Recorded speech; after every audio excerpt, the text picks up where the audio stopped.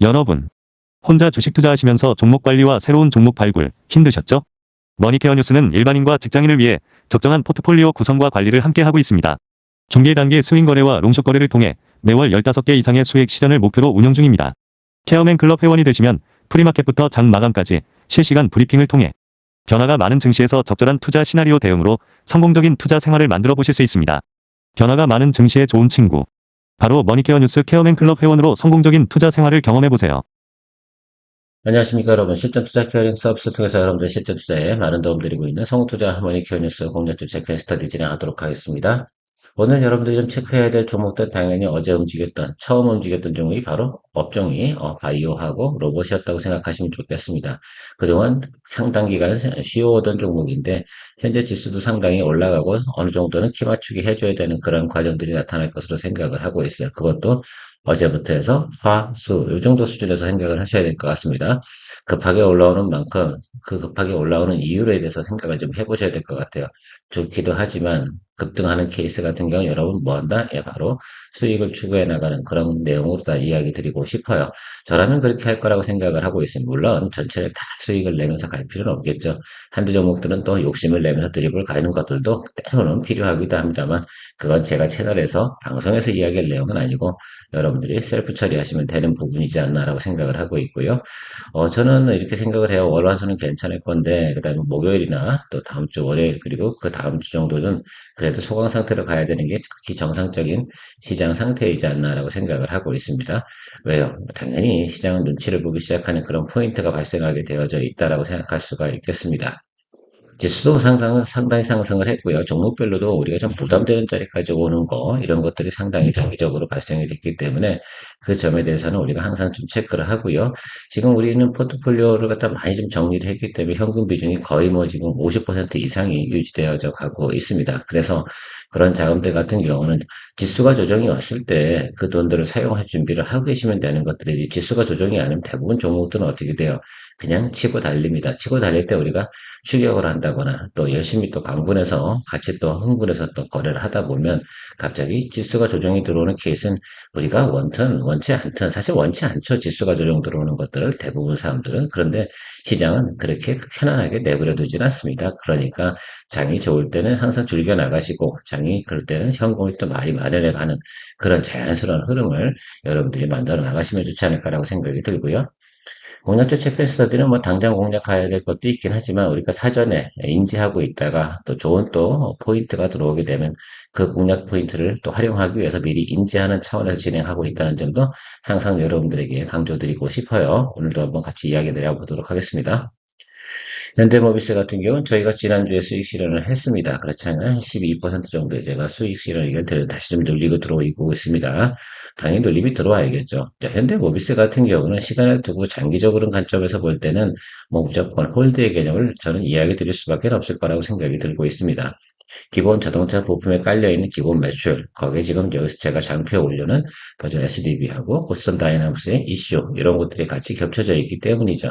결론적으로는 전 이 말씀만 드리고 싶어요. 현대모비스 같은 경우에 장기로 간다라고 한다 그러면 보스턴 다이나믹스가 그죠? 상장하는 그 시점까지는 괜찮다. 사실은 전 이렇게 생각을 하고 있어요. 그럼 그 시점까지 가는 기간 동안에 주가는 어떻게 가겠습니까? 상당히 어떻게 올랐다 내렸다 올랐다 내렸다 하는 것들이 있지 않겠습니까?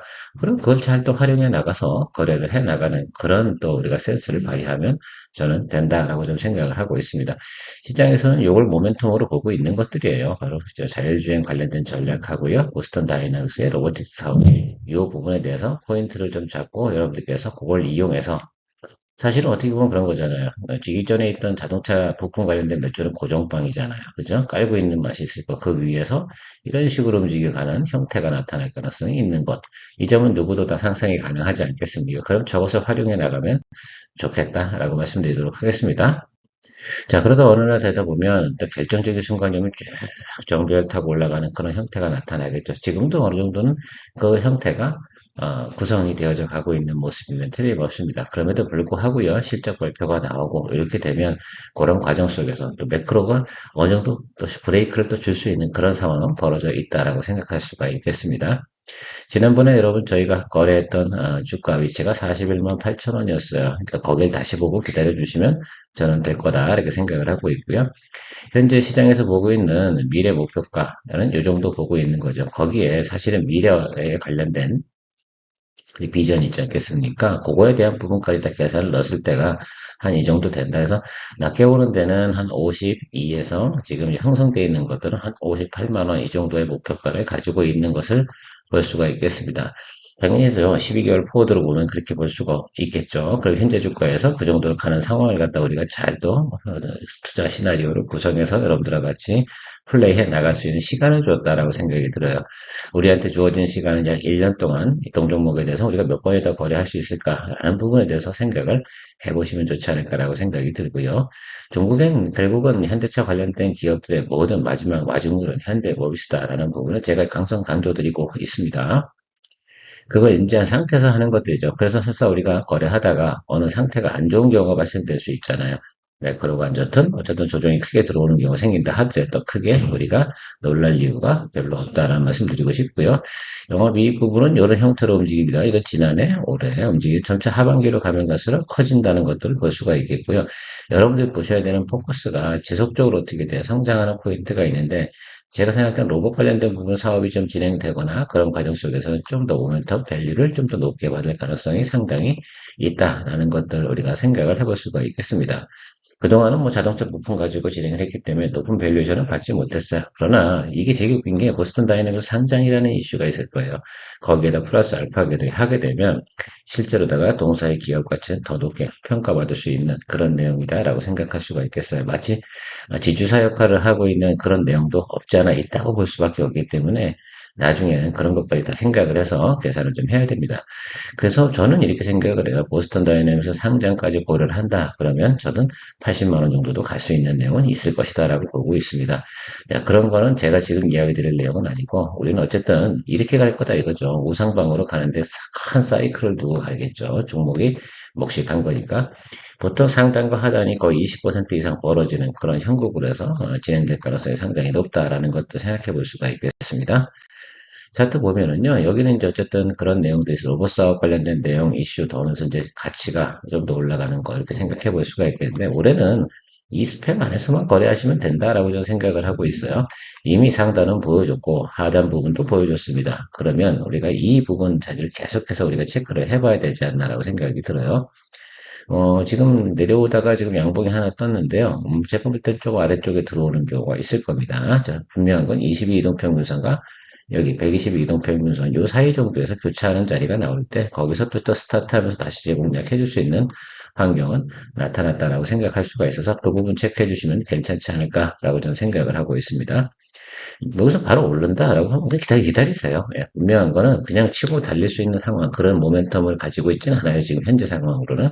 그러니까 그런 것들만 우리가 고민하면 된다. 뭐 추격 매수할 이유가 없잖아요. 다른 거 하면 됩니다. 우리 이미 기존에 SL을 보유하고 있어요. 그럼 SL이 알아서 올라갈 거예요. 만약에 내일 만약에 치고 달린다라고 한다면 그럴 거니까 우리가 그런 생각들을 매일같이 이렇게 해주면 되지 않나라고 좀 생각을 하고 있습니다.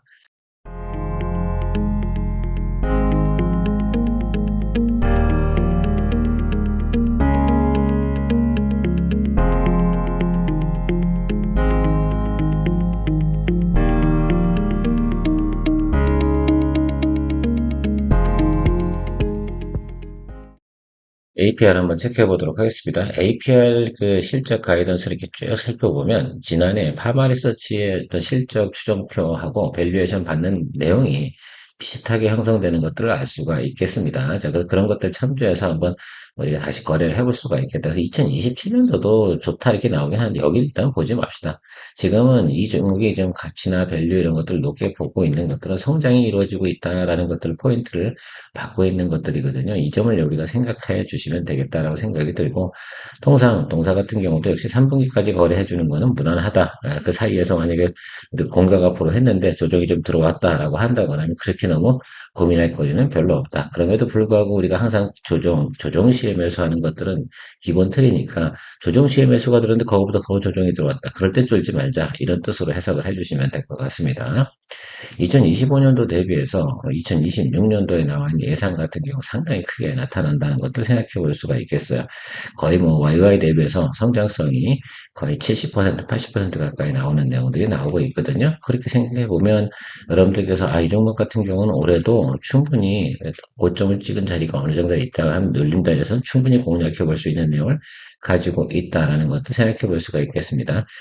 제일 중요한 건 성장하고 있다는 것들은 뭐냐면 매출도 늘어나고 있고요. 그 다음에 영업이익도 크게 늘어나는 이 부분들이 있기 때문에 주가에 대한 성장 밸류에이션 부분에서 높게 평가를 받고 있는 것들이죠. 어느 날 이 종목이 성장이 멈췄어요. 그러니까 상당히 좀 두춤해지는 거죠. 최근에 보면 파마리서치가 이런 성장세를 보이다가 어느 정도 마켓시하고 악착을 하니까 주가가 많이 또 조정을 받았잖아요. 분명한 건 먼 미래에 그런 일이 벌어질 수도 있다라고 생각해 볼 수가 있겠습니다. 그런데 어쨌든 APR 뭐 미용 기계라든지 이런 것들 같은 경우 디바이스 같은 경우 상당히 지금 거의 매일 하루에 뭐 상당히 많은 개수가 판매가 되고 있다는 것만큼 여러분들도 알고 계실 거라 생각이 들고요. 두루두루해서 전 부분에서 공이 성장하고 있는 모습을 생각해 볼 수가 있겠습니다. 자, 그래서 이 종목 같은 경우는 우리가 지난번에 잠깐 여기서 거래를 했었죠. 여기였나 봐요. 예, 여기서 거래를 했는데 그 후로는 거래를 안 했는데 지속 성장을 하고 있습니다. 자, 이제 시장에서 인지를 한 걸로 생각을 해보자고요. 오케이, 알겠어요. 그래서 1분기 실적 발표까지 잘 왔는데 이게 지금 실적이 잘 올라서 주가가 많이 올랐습니다. 자, 그래서 우리가 고점에서 거래하고 뭐 달리고 있는 거 우리가 올라타자 이런 뜻은 아니에요. 어떤 종목이든 이런 식의 조정을 올 거라고 생각을 하고 있어요. 여기선 매크로가 안 좋았음에도 불구하고 조정이 좀 크게 들어오지는 않았죠. 그러면 일정 부분 우리가 생각을 해보면 제가 생각할 때는 약간 기간 조정 형태라든지 아니면 시간을 주는 타임이 생길 것 같아요. 그것이 매크로로 인한 그 확률이 저는 훨씬 더 기업 내부적인 이슈로 인해서 동사가 주가가 조정을 받을 것 같지는 않아요. 그래서 저는 이 말씀 드리고 싶어요. 코스피가 언젠가 한번 조정을 받는 경우가 생길 때, 이 부분이 생길 때 여러분들 저 눌림이 같이 들어올 거라고 그때 잊지 말고 이 정도 공략을 해줘야 된다라고 생각을 할 수가 있겠습니다. 우리가 지난해 같은 경우도 파마리서치 같은 경우 조정 포인트 들어가 조정 포인트가 들어오는 시점이 대부분 뭐였어요? 지수가 조정을 받을 때 같이 조정을 받을 때 공략을 같이 해준 거죠. 그런 종목들이 몇 개 있어요. 예를 들어서 뭐 삼성전기라든지 뭐 SK 하이닉스라든지 이렇게 지금 계속해서 어떻게 보면 성장을 가지고 있는 것들은 지수가 조정이 나왔을 때 얼른 어디가 아이디어를 올라서 체크아웃을 해주는 거예요. 그 주가가 어느 위치에서 조정을 받아서 멈출지 그건 잘 모르겠어요. 알 수가 없죠. 그러나 그 부분만큼 명확하다. 지수가 조정받을 때 공략을 해주자라는 것들입니다.